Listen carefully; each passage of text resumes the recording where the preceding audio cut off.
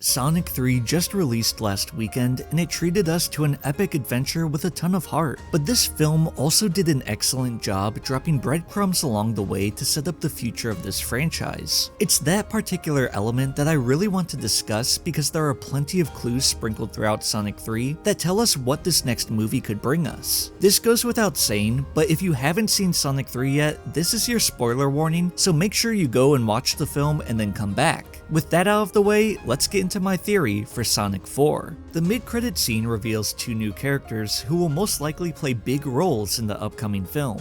The first character revealed is Metal Sonic, and what really stuck out to me during this scene wasn't necessarily his appearance in this film, as I'd theorized prior that he would show up. While this would be a good end to Jim Carrey's portrayal of Robotnik and also allowed the character to evolve once again, I think that we will see something to the effect of Eggman's legacy being carried on through Metal Sonic in a post-credit scene.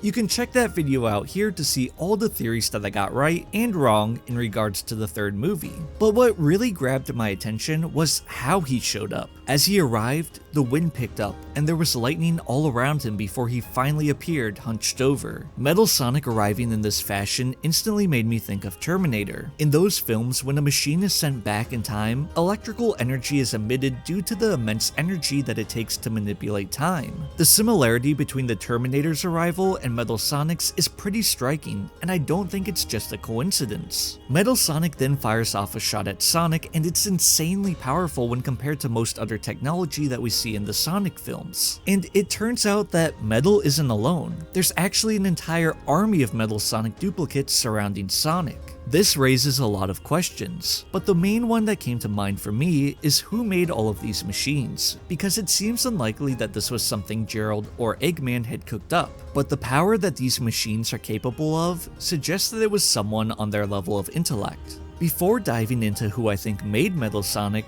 we have to talk about the last character who appears in the mid-credit scene, because her appearance is very important to my theory.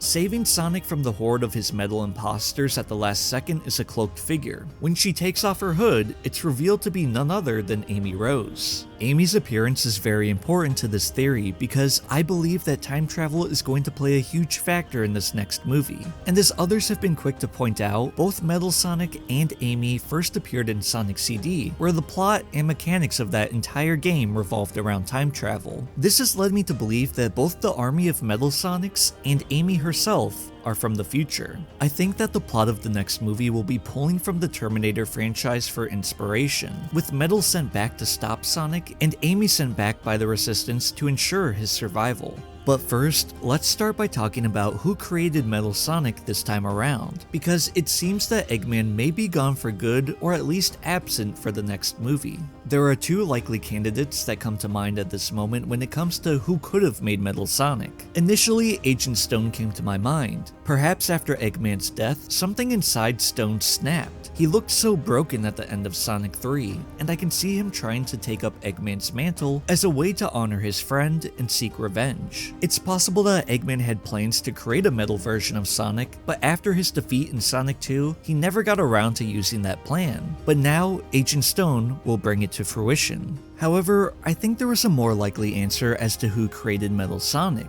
I believe that Gunn is ultimately going to create Metal Sonic for the movie universe, and here's my reasoning. With Commander Walter's death in Sonic 3, Captain Rockwell is now in charge of Gunn, and she has shown throughout the course of that movie that she is not a fan of aliens and the power that they hold within. Unlike Walters, Rockwell is a no-nonsense character who is willing to pull some unethical strings in order to get her way.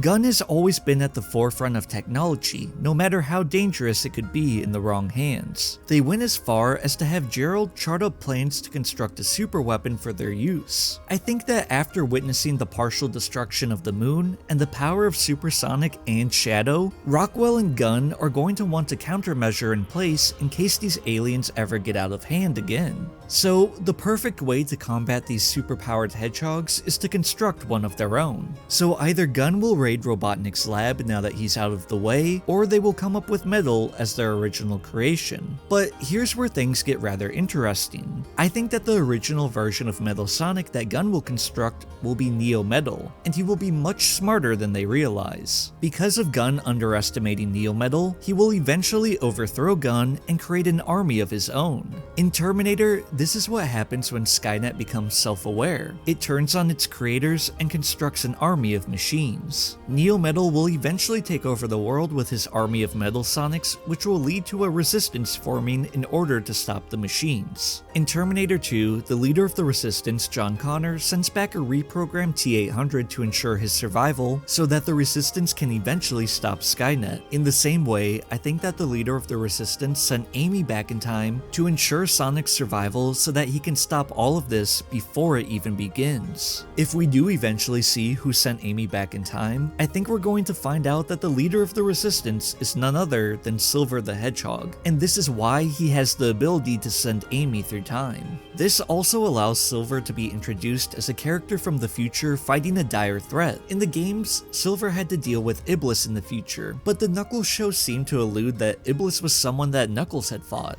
Now, Amy being sent from the future to save Sonic explains a few things. First, it would explain how she knew when and where Sonic would be when the Metal Sonics ambushed him. Second, it would explain why she's such a skilled warrior at this point, as she clearly demonstrated when taking the Metal Army down so swiftly. And finally, it explains why she's wearing a cloak in her debut. It makes sense that being someone from the future, Amy would want to conceal her identity as much as possible. It would also be interesting if all of these characters from the future had heard stories of how heroic Sonic was and idolized him as some hero, and then Amy coming face to face with him starts to develop a crush on him like in the games. With Amy successfully saving Sonic from the ambush, I think that the two of them, along with their friends, may have to stop Rockwell from creating Neo Metal. But of course, I think that Neo Metal himself is going to travel back in time as well in order to ensure his creation. Neo Metal is very similar to the T-1000 or the T-X from Terminator. Both those Terminators and Neo Metal are made of a liquid metal, making them nearly indestructible and quite terrifying. In Sonic Heroes, Neo Metal uses this power to shapeshift and fool the heroes into believing that Eggman was behind everything, and I think it's possible that we get something like this in the film as well. It could be a small cameo from Jim Carrey.